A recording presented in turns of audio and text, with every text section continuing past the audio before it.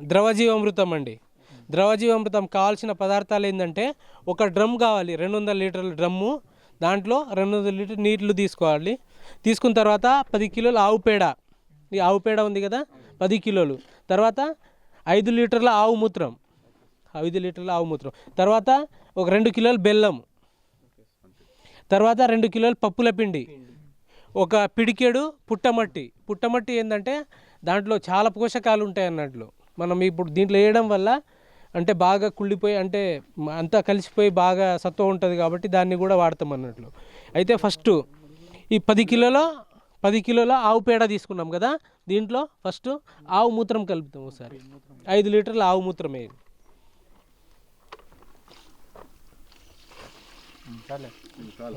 Okay, ఒకసారి కలపండి దాన్ని బాగా. కొంచెం వేసుకోండి, ఇంకేసుకోండి.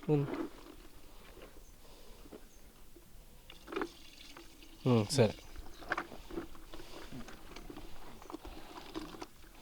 ఇప్పుడు ఆవు పేడలో ఆవు మూత్రం వేసి కలుపుతున్నాం అన్నట్టు. సరే, ఇప్పుడు బెల్లం వేసేయండి. బెల్లం 2 కిలోలు వేయాలి.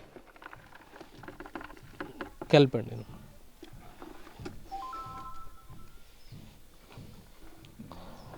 ఇప్పుడు బెల్లం దేనికి ఇప్పుడు ఒక ఆవు పేడ ఉందనుకో, దాంట్లో 1 గ్రాములో 300 నుంచి 500 కోట్ల సూక్ష్మజీవులు అనేది ఉంటాయి కాబట్టి ఆవు పేడ తీసుకున్నాం.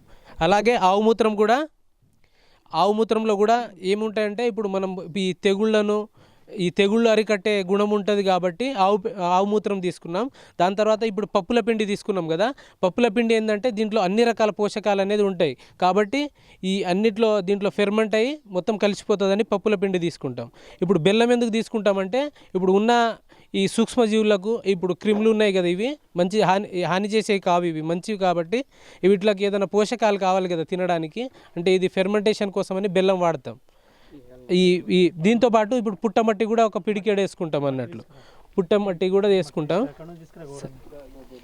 ఇవి ఏం చేస్తామంటే ఇప్పుడు ఇది రోజు ఇలా బాగా కలిపేసి 200 లీటర్ నీటిలో కలిపేస్తాం అన్నట్లు. దీన్ని వేసే దీంట్లో వేసి ఏం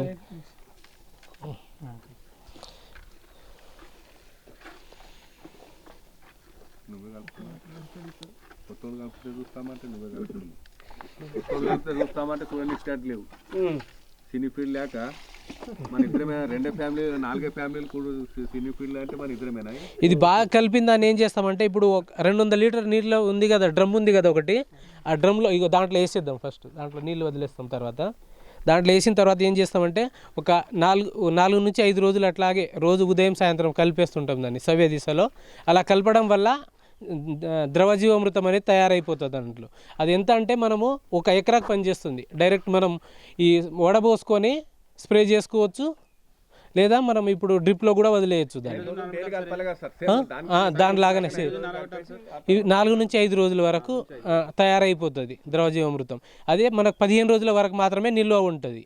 ఏ పంటకైనా వాడవచ్చు. అంటే మొదటిసారి అది పంట కాలంలో 3 నుంచి 4 సార్లు చేసుకుంటే చాలా బాగుంటుంది. మొదటిసారి పంట వేసి 21 రోజులు ఉన్నప్పుడు ఫస్ట్ సారి చేసుకోవచ్చు. అంటే మళ్ళీ 20 రోజుల వ్యవధిలో గ్యాప్లో మళ్ళీ స్ప్రే చేసుకోవచ్చు అన్నట్లు.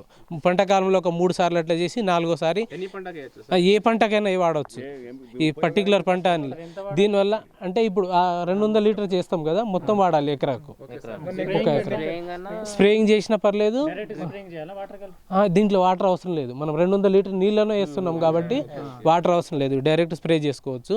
అంటే దీంట్లో ఏముంటాయంటే ఇప్పుడు మనం ఈ 1 ఎకరా ఇప్పుడు ఈ ఒక పంట ఉందనుకోండి, ఈ ఆవు పేడ కానీ ఏదైనా పేడ అట్లాంటివి తర్వాత పంట కాలంలో వేయలేం కదా, ఏదైనా పోషకాల లోపం కనిపిస్తాయి కదా.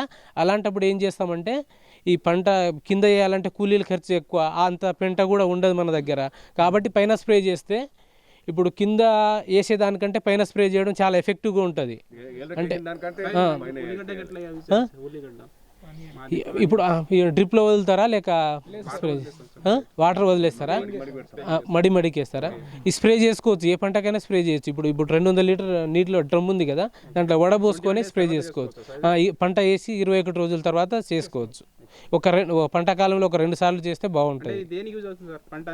ఈ బాగా సత్వ అంటాం కదా మనం, ఇప్పుడు సత్వ బలానికి వస్తుంది, ప్లస్ ఈ దీంతో పురుగులు కూడా కంట్రోల్ అవుతాయి. ఇప్పుడు దీంట్లో ఆవు మూత్రం ఉంది కదా, ఆవు మూత్రంతో పురుగులు కూడా కంట్రోల్ అవుతాయి అన్నట్లు. 2 విధాలకు పనిచేస్తుంది. దీంట్లో 16 రకాల పోషకాలు ఉంటాయి. 16 రకాల పోషకాలతో పాటు ఇప్పుడు ఈ దీంట్లో బెల్లం వేసినాం కదా, పప్పుల పిండి వేసినాం కదా, ఈ పోషకాలన్నీ ఉంటాయి అన్నట్లు. పంట దిగుబడి వస్తుంది, మొక్క కూడా బలంగా వస్తుంది అన్నట్లు కింది నుంచి.